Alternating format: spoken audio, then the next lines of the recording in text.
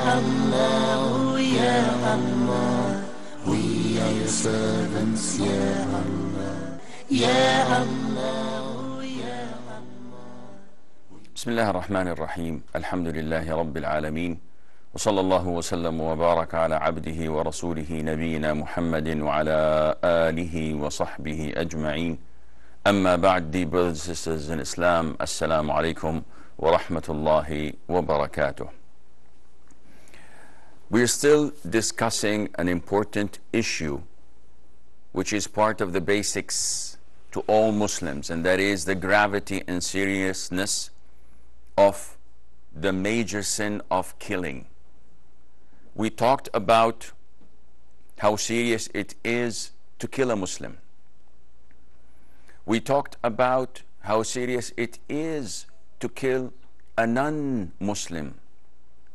And we discussed the categories that the non-Muslims are divided into. If you recall, the dhimmi, the mu'ahad, and al-musta'min, and how each one of them has a contract, has a pledge with the Muslims not to be harmed, not to be abused, and to be defended when needed. Killing is not limited to this alone.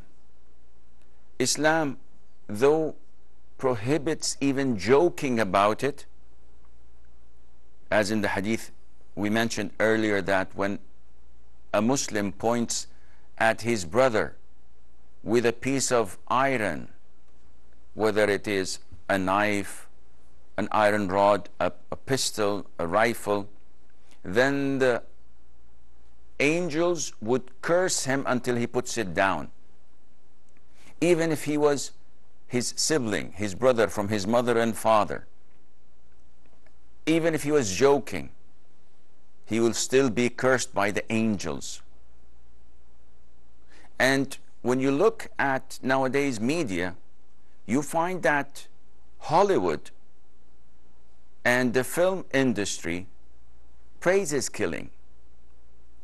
They portray killing as a God-given gift. So whenever you want something, it is justifiable for you to pursue it, even if you have to kill people. And they make heroes of murderers and mass murderers. And this is apparent and obvious in any of their movies, where killing is like killing a mosquito. Killing a man is an easy thing to do. What do you expect the fruit to be of such movies? Islam is different. Islam gives life its sanctity, and it tells us the gravity and seriousness of this major sin. Not only when you kill others, but also when you kill yourself as well. So suicide is prohibited in Islam. Even your own body, your own soul, this is something you do not own. It is only owned by the one who created it. You're just using this vessel. You're just using it in order to reach what Allah Azza wa Jal wants of you. Allah the Almighty says in the Quran, O you who have believed, do not consume one another's wealth unjustly, but only in lawful business by mutual consent. And do not kill yourselves or one another. So this is referring to suicide. Indeed, Allah is to you ever merciful. And whoever does that in aggression and injustice, then we will drive him into a fire, and that for Allah is always easy.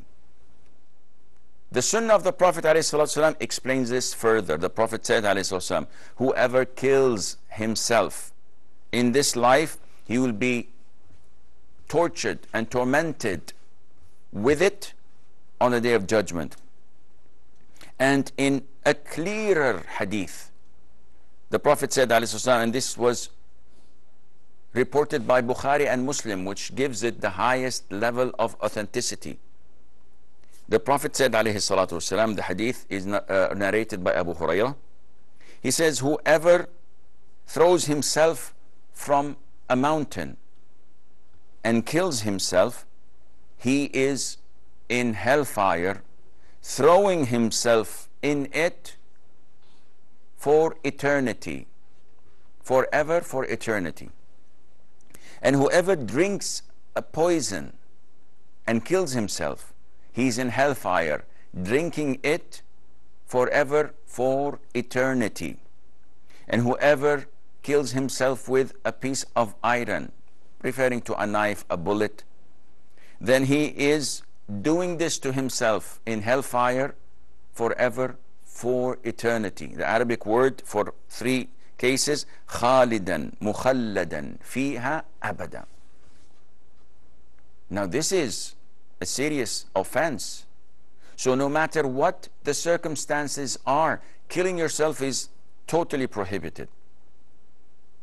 So even if I'm being attacked, even if you're being attacked, you do not kill yourself.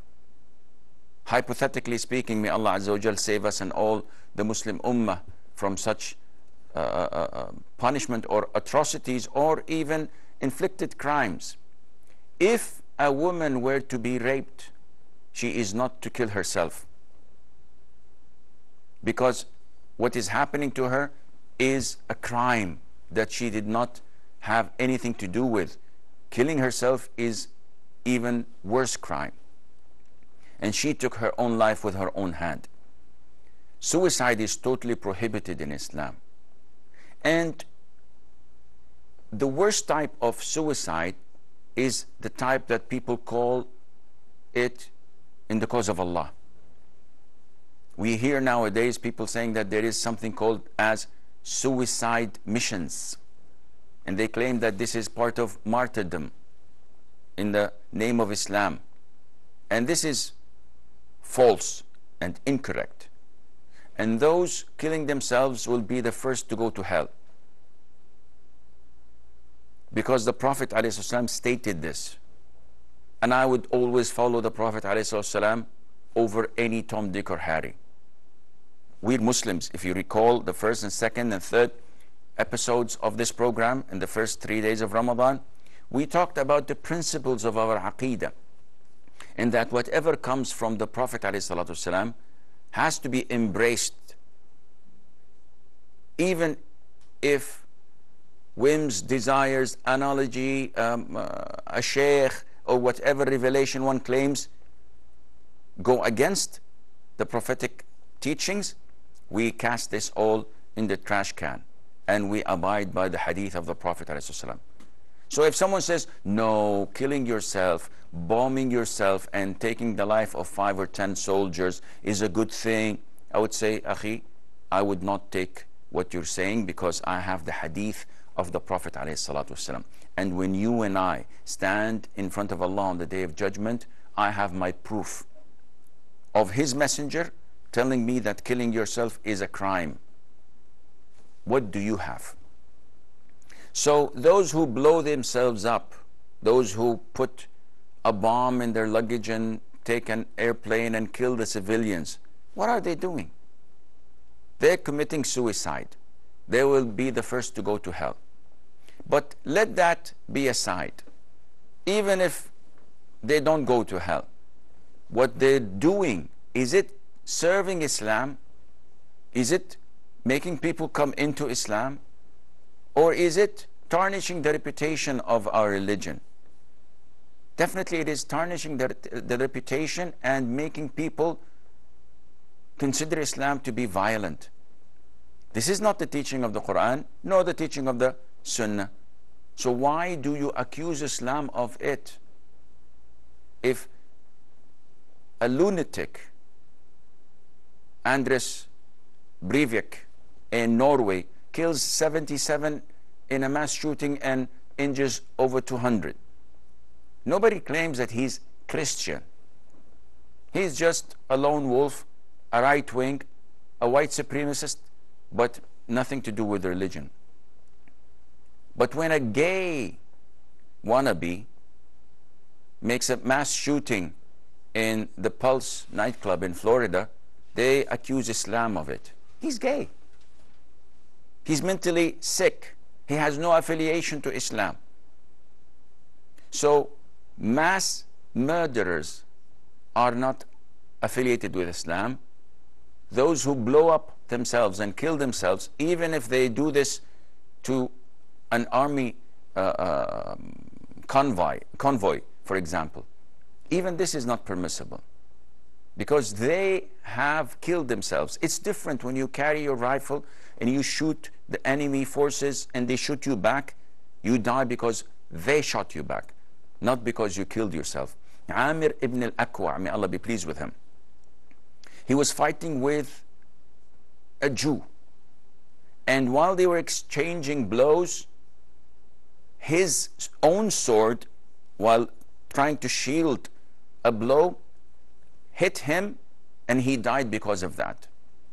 So he didn't kill himself. It was an accident while trying to protect himself in a duel. The companion said he has nullified his jihad with the Prophet ﷺ because he killed himself. His nephew, Salama ibn al-Aqwa', went to the Prophet and complained ﷺ. And the Prophet said, no, he did not kill himself. He is a martyr, inshallah.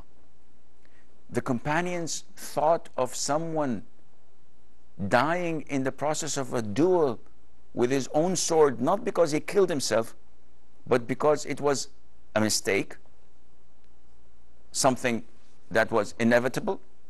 They considered this to be suicide, but the Prophet proved to them that it wasn't, and he did not nullify his jihad. How about those who intentionally press the button, trigger the bomb? Definitely they are not martyrs, and they fall under this category. There are lots of types of killing that is also prohibited in Islam, regardless of what people give glamorous names to them. So we know and we hear of what they call honor killing, and there's no honor in that at all. We hear about such isolated incidents. It's not the norm, but the media, as usual, inflates it, and the reason is to tarnish Islam. So we find it in Afghanistan, in some parts of India, Pakistan, Bangladesh, Syria, maybe Jordan, Turkey, Iraq, and there's no honor in it at all. The murderer will be thrown into hell regardless, and 90% of these cases are baseless, are the result of false accusation and slander. In Islam, a woman is protected from such slander. So anyone slandering a woman of being indecent, of being immodest, he has to provide 4 witnesses seeing and testifying that they had seen the actual intercourse and describe it graphically, not just seeing 2 in a room or on a bedroom or not wearing clothes. No, they have to describe it graphically. If he fails to provide the 4 witnesses, he will be lashed, him and those with him, 80 lashes. He will be flogged 80 lashes to protect her reputation and her honor. People coming now and killing others for no reason, none whatsoever, just hearsay. Even worse, those who throw acid on women. These are not Muslims. They will have immense torment in their graves and in the hereafter because of their transgression, because they do not fear Allah and they do not know Allah. Other types of killing that is not permissible, though it's now picking up and is quite common: abortion. We know that abortion in countries that don't want females is widely spreading. India, for example. And this is among the non-Muslims, alhamdulillah. The Muslims know that this is not permissible. and it is condemned in the Quran. What the pre-Islamic era idol worshippers used to do when they were told that you have a baby born girl, and how they would kill their children just because they were females. In Islam, we don't have this at all, alhamdulillah, and it is one of the major sins of Islam. So abortion is not permissible, and there are certain cases that it might be permissible for the for warding the worst of the two evils. But there are conditions, there are things to be followed, procedures. So after 120 days of pregnancy, the soul is breathed in the fetus, and this is a human being. It cannot be terminated. Before that, it's an issue of dispute that has to be looked thoroughly in to be able to decide. Also part of the killings that are not permissible in Islam, what they call euthanasia or merciful killing. And to my knowledge that this is almost banned in the world, except to Holland, if I'm not wrong. I don't know if other countries are picking it up, but these non-Muslim countries who are implementing and applying man-made law can change their laws in a blink of an eye. 50 years ago, homosexuality was banned, was considered to be a crime, was shunned by normal people. Nowadays, it is the norm. They teach it to your children, and they teach you that it is totally okay to have a gay father and a gay, I don't know if you call it a mother or not. So two men get married and they adopt a son or a daughter, and the son looks at both of them, and they're both his parents, but which one is positive, which one is negative, who cares? And they teach this in school, and they make it a crime to talk against it, and you become a homophobic. 50 years ago, this wasn't the case. And this makes me think and believe that maybe 10 or 15 years down the line from today, it wouldn't be at all wrong in these countries to be a pedophile. Maybe it becomes normal, and they say that this is human nature and people are born like this, so it's okay to accept it. Who knows? The only thing I know is that Islam is a divine religion. The Quran, which we challenge the whole world with it, is the last revelation that has not a single letter change for the past 15 centuries. Unlike all other religious scriptures, old and new, that keep on changing, and they don't know which is the original. They don't have an original. So I know that Islam is a religion from Allah. And Allah, when He gave us this religion, completed it and perfected His favor upon us, that this is till the end of time. It has the solution for our problems. And whatever was a religion at the time of the Prophet ﷺ 15 centuries ago will remain to be a religion till the end of time. There won't change the verdicts and rulings of Islam. So no one can claim that, okay, killing, as you've described, was prohibited at the time of the Prophet ﷺ, but nowadays it's okay. Like some of these people who come and say, for example, that traveling for a woman without a mahram was prohibited at the time of the Prophet ﷺ because it was dangerous. Now it's okay. Subhanallah. When the prohibition was presented to us, it was not limited to a time frame. It was till eternity. So those claiming that it changes, they want to change in reality the religion of Allah, and this is something that Muslims cannot accept. The lines are open. We have a short break, and afterwards we will take your calls, so stay tuned.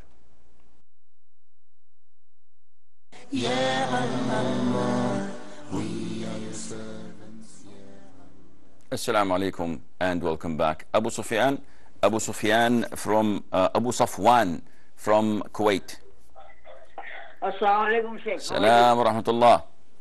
Okay, so my first question is, if somebody is memorizing Quran, so in the Ramadan time, is it mandatory that he should complete, like one set of Quran in a month or two sets, or that what he is memorizing, that is counts as well? Okay. Okay, the second question is about this traveling. Like my wife, she travels from Calgary to Kuwait sometimes with my son, 15 years, with Down syndrome. So this is it permissible, or again, obviously I know what is the Islam's ruling there for all the time. So under the circumstances, can she travel alone or with my son, who is a Down syndrome? He's 15 years. Okay. Any more questions? My third question I just forgot. If I can remember it, I'll do that. Okay. Inshallah. Hayyak Allah akhi. Muhammad from Saudi. Assalamu alaikum, Sheikh. How are you? Alaikum salam. I'm fine. Jazakallah khair. Sheikh, I have a question regarding Umrah. Actually, I have just came to know about regarding Umrah that we have to do niyat and pray 2 rakat also before entering Ihram. So I have done Umrah in Ramadan, just like making niyyah with this dua, which is very old, which is popular among everyone, like Allahumma inni uridu tawafa wal umrah. So is my Umrah valid? Okay. Any more questions? Yes, one more question. Yes. What is the miqat for the people of Makkah? Should we go to Umrah Masjid, or we can go from our homes directly? Okay. I will answer, inshallah. That's all. Jazakallah. Hayyak Allah. Dr. Faisal. Assalamu alaikum, Sheikh. Salamullah. How are you, Sheikh? I'm fine. Jazakallah khair. Sheikh, I have 3 questions today. Yes. One, first is can we pray tahajjud after we have finished our witr with the imam in the mosque? Okay. The second question is, I recently wrote on Facebook the importance of Arabic in a Muslim person's life, be he from any, because we are not Arabs, so we don't know Arabic as you people know. So can you throw some light that from the Islamic perspective, how important is Arabic for a Muslim person? Okay. And my third and the most important question today is can you please write detailed things about hijab? Because a lot of sisters, they will be wearing skin tight pants and putting up a hijab, and they are saying we are doing hijab. And there is a lot of debate about Surah Azab, which the verse in which Allah subhanahu wa ta'ala says to the Prophet to cover his daughters and wives. They are saying no, it is only you have to cover anything. It's not. Can you please go into detail regarding the hijab for the female? Okay, I will answer you, inshallah. Jazakallah khair. Wa jazak. Abu Sufwan says, if a person memorizes the Quran or parts of it, is it compulsory upon him to read the whole Quran in Ramadan? First of all, whether you memorize the Quran or not, it is not mandatory upon an individual to recite the Quran during Ramadan fully, or to make khatm. However, as per the hadith of Abdullah ibn Amr ibn al-As, may Allah be pleased with him and with his father, the Prophet ﷺ recommended at least to finish the Quran once a month for a Muslim individual. So this is the least you should do, but it is not mandatory. It is highly recommended. So for you, Abu Safwan, if you are able to recite 1 juz a day, this means that you'll finish Ramadan and the Quran at the same time. If you can do more, that is even great. And if you are unable, you're not sinful and there is nothing on you, insha'Allah. As for traveling for a woman without a mahram, this is not permissible, because a mahram's role is to take care of his a woman or mother or sister or daughter. And if your wife is traveling with a 15-year-old Down syndrome child, may Allah Azza wa Jal grant both of you great reward and immense patience and tolerance. A child of such a character or an illness would not be able to choose and select the best of choices, and therefore it is as if she's traveling with a 5-year or 7-year-old child, and this is not permissible. Amber from Saudi. Hello. Yes. Assalamu alaikum. Salam. Sheikh, I have two questions. Yes.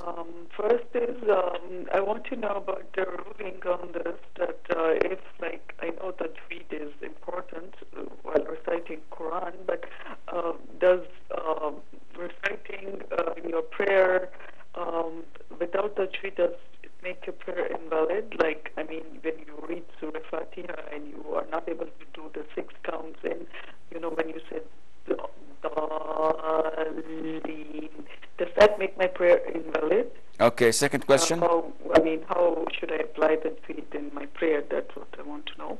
And second, I want to know about, like, the rituals at Masjid Nabawi. Like, what are the things we should and should not do? Can we like pray and make dua there, and what are the things that we should do in Masjid Nabawi? I'm unable to understand your question, Amber. If you can call us from a mobile phone, maybe your landline is not. Sir, I want to know what to do in Masjid Nabawi. What to do in the Masjid of the Prophet ﷺ? Yes, yes. Regarding? Like, I mean, how to our ibadah in the mosque, because then can we make dua there?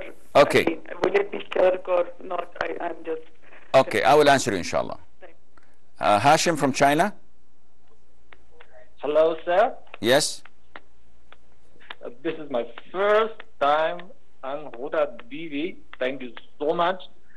Just 3 questions. Can I ask? Yes. Thank you. What is the most superior dhikr that can protect us in times of danger? And my second question is doing more than 1 khatam of Quran at the same time permissible? I mean, permissible, you know? Do you know permissible? Yes. Yes. So, yeah. I have just another comment. I'm from Beijing. We have a mosque. We pray. We do a lot of worship for the suppressed and oppressed Muslims around the world. We get killed in thousands. China doesn't like Muslims, innocent Muslims, especially like Saudi Arabia. Okay, I think kill them in thousands. I think I understand your question, inshallah. I will answer you. Yemen. Thank you. Okay, Muhammad from Saudi Arabia says that intention and prayer before ihram. A lot of the Muslims have a confusion when it comes to intention of ihram. They think that the intention is verbally saying labbaik Allahumma umrah, and this is wrong. The statement labbaik Allahumma umrah is a talbiyah, and it has nothing to do with the intention. So if I have a shower and I wear my ihram, in my heart I am in the state of ihram. So if someone comes to me with a bottle of perfume and I said, no, I'm in ihram, this is my niyyah, khalas. It's done, even if I did not say anything. Praying the 2 rak'ah and making your ihram afterwards also is not mandatory or obligatory. The dua you have mentioned, akhi, is not part of the sunnah. So there isn't such a dua for you to do. and hence your Umrah was valid, alhamdulillah. Ahmed from Nigeria. Assalamu alaikum. Salam wa barakatuh. Yes, I have a question, yes, is regarding the Sunnah prayers before Fajr. Okay. So if I want to make Tahiyatul Masjid as well as Rak'atan al-Fajr, do I have to pray 4 rak'ahs, or I can just make the 2 intentions with just 2 rak'ahs? Okay. Any more questions? No. I will answer inshallah. Okay. Muhammad from Saudi Arabia's second question, he's asking, where is the miqat for the people of Mecca? We know that the miqat is required for Hajj or for Umrah. As for Hajj, the miqat of the people of Mecca is from their own homes. They don't have to do anything. As for Umrah, Umrah in Arabic language is to visit. So as long as you are in your home, you can't visit it. So you have to leave and then come to visit. Likewise, we know that the sanctuary, the haram itself, is designated and known with signs and pillars. After or beyond these, it's called al-hil. So for Muslims in Mecca to perform their Umrah, they have to go out of the boundaries of the haram area. So they can go to Shemesi, for example, in the direction of Jeddah. This is where Al-Hudaybiyah took place. They can go to At-Tan'im, where Masjid Aisha is. This is where the Prophet ﷺ ordered Abdurrahman ibn Abi Bakr to take his sister and make her ihram from there. You can go to Ash-Shara'i', which is also in the direction of Taif, if I'm not mistaken, and this is also possible. So any of these areas would be accepted. Dr. Faisal said, or asked a question that most of the Muslims keep on asking regularly. And I'll just put it in a nutshell. We know that the Prophet ﷺ said, whoever prays with the Imam until he is over of his prayer, that is the Taraweeh, then Allah would reward him as if he prayed the whole night. So I prayed with the Imam and I offered witr. Now I woke up at 2 o'clock a.m. and I want to pray night prayer. But I remembered that the Prophet said in another hadith that make the last rak'ah or the last prayer of night prayer as witr. So what to do? The answer is no problem. Pray as many rak'ahs as you want in tahajjud, but do not add another rak'ah because you've already prayed a rak'ah with the witr. So what about these 2 rak'ahs? Am I not praying them after witr? The answer is yes. But the Prophet himself ﷺ prayed 2 rak'ahs after witr to indicate that this is permissible, though the best would be to make witr the last. So I hope this answers your question. Brother Sahil from Tanzania. Assalamu alaikum, Sheikh. Salamullah. I want to ask you a question. Yes. In Haram Masjid, the second speaker only says Rabbana wa lakal hamd and doesn't say Sami Allahu liman hamida. So is it allowed not to say Sami Allahu liman hamida after the Imam? Okay. Any more questions? Yeah, and nowadays in Haram Masjid, there are many loudspeakers in the masjid. So why is the second speaker still repeating after the Imam? Okay. Any more questions? No, thanks. Jazakallah khair. Wa jazakik. I will answer inshallah. Dr. Faisal's second question is, tell us please about the importance of Arabic language. For Muslims, Arabic is essential because you cannot recite the Quran without knowing Arabic. You cannot recite the Quran and understand it without knowing Arabic, because those who do not know Arabic rely on my understanding or the understanding of the one who made the commentary on the Quran and his ability to translate. So he might be right and he might be wrong. But when there is so much lost in translation. But if you know the Arabic language yourself, it is easy for you to understand and learn the Quran and to take it directly from Allah Azza wa Jal in the language that it was revealed in. However, not knowing Arabic does not mean that you are a lesser Muslim. it means that you are a lesser knowledgeable in Islamic knowledge, because whatever you read in fiqh or tafsir or seerah, again you are dependent on the person who translated it. I once was reading an article, and the imam of a masjid in America was writing and interpreting the hadith that there are 7 martyred other than those who die in the cause of Allah. And one of them he translated as the stabbed. So anyone who is stabbed, he's a martyr. And this is wrong. The word in Arabic is mat'un.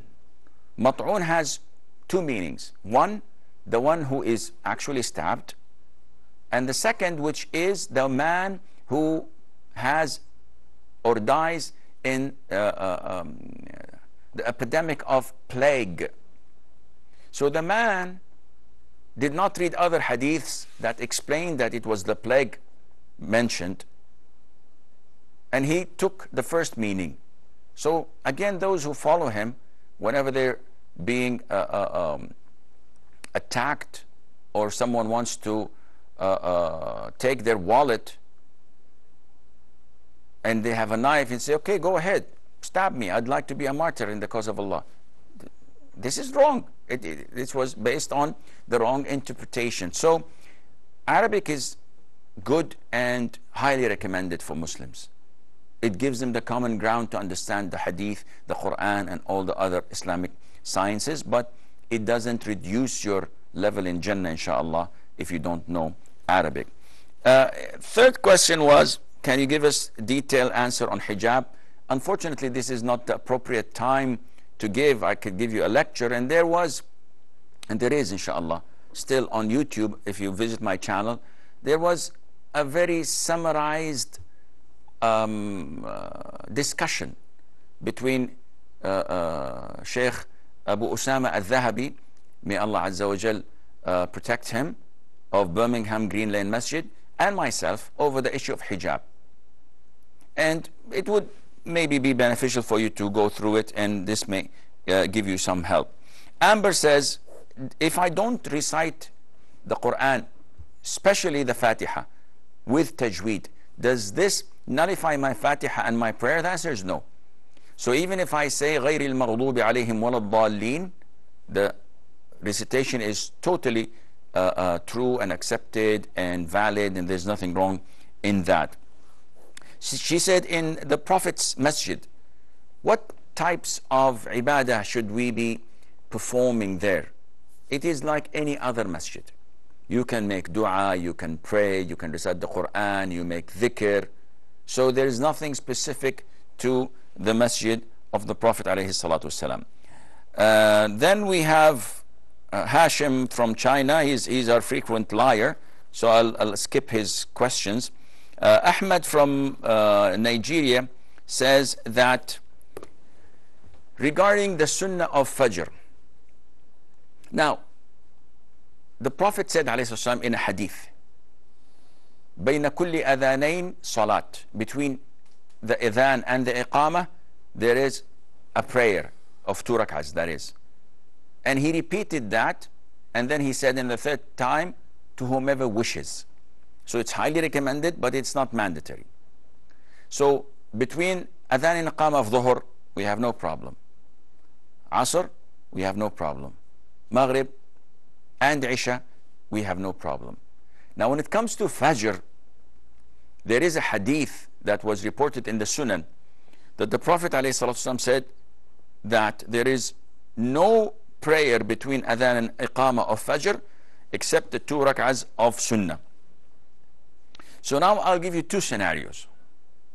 One, if you come to the masjid and enter it between the adhan and iqamah, it's not iqamah yet.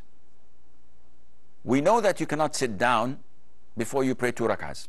And you initially did not pray your 2 sunnah of Fajr, which is one of the highest of the sunnah rawatib in Islam. The Prophet would not ever leave it in travel, nor when he's residing. It's as strong as witr. So what to do? Should I pray 2 rak'ahs Tahiyyat Masjid, then 2 rak'ahs Sunnat al-Fajr? Or should I pray only 2 rak'ahs of Sunnat al-Fajr? The answer is the latter. When you enter the masjid, only pray 2 rak'ahs of Sunnat al-Fajr. And then sit, no problem. Why?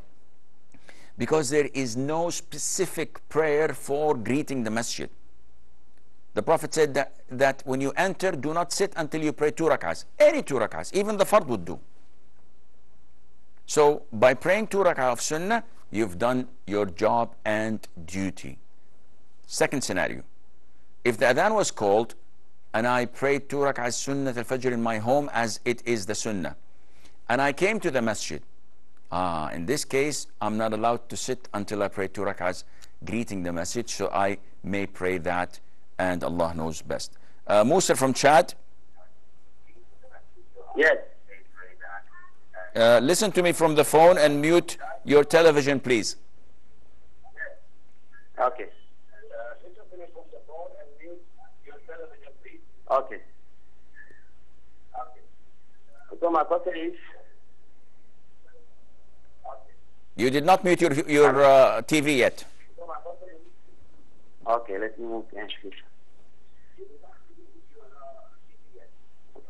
So my question is, okay, Yes. hello? Yes. My question is, for the Salat al-Talawi. Yes, Akhi, what's your question? My question is for the praying question. So we hear. Akhi, you're listening to yourself on the TV. What is this? Okay, let me go behind him. So my question is, we can pray Salat al-Talawi 8 rakah. Some people pray 10 rakah. What is the Sunnah do? You want to pray it at work? No. Some people praying here the Salat al-Tahajjud 8 rakah. Some people praying 10 rakah. Okay. So this is my question. I will answer you, inshallah. Abdurrahman from Libya. Naam. Assalamu alaikum. Salam to Allah. Naam. Yes, Akhi, what's your My question? question is that if someone have a dream Okay. that they have sex on the dream Okay. before iftar, Okay. can he be able to eat before the janabat, or is it compulsory for him to do the janabat before he eats? Okay. Any more questions? No. I will answer, inshallah. So, Suhail from Tanzania has 2 valid questions. The first question is that in the Masjid al-Haram, we have the Imam leading the prayer, and we have something like a co-pilot or a co-Imam.